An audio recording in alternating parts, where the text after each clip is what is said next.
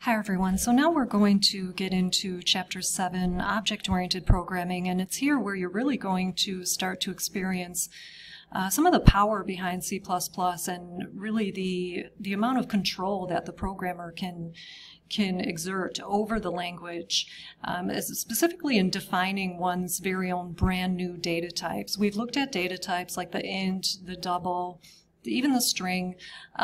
What if you wanted a more complex data type, like a student or a product in a store?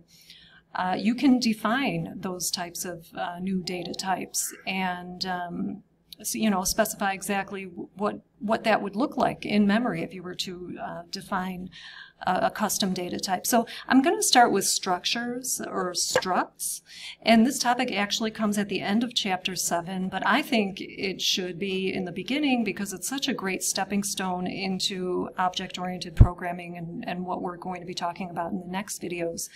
So basically, the idea of a struct is simple. It's like a collection of variables, like all packaged together. So I mentioned you might want to define a data type to represent a student, and not just a student's name, but anything you would care to record or track about that student.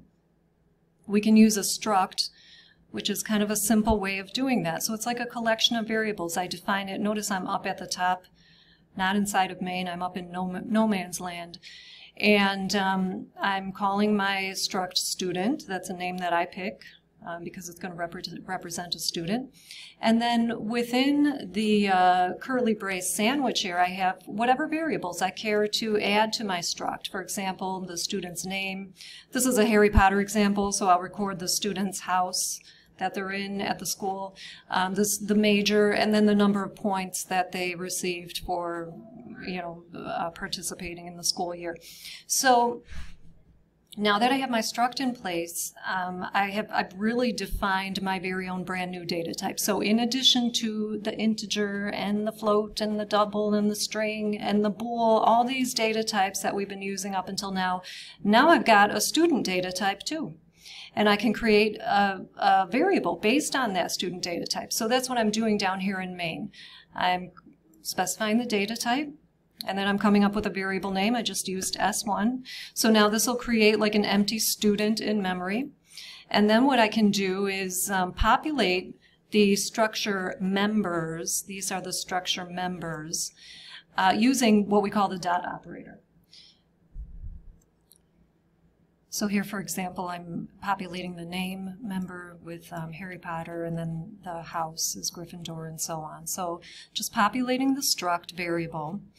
And, once you create a data type with a struct, you can create as many variables based on that data type if you want. I could do a whole school worth of students with that struct, but I just have 2 here. I have another one. I've added a second student, and that's it. So it's really a pretty straightforward technique.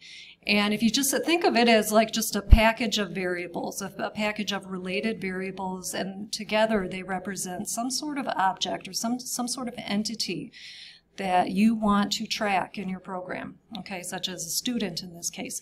And then, once those values are in the variables within the individual members of the struct, we just pull them back out, again, using the dot operator. So I just have one big cout statement here to print the name and the house and the major and so on.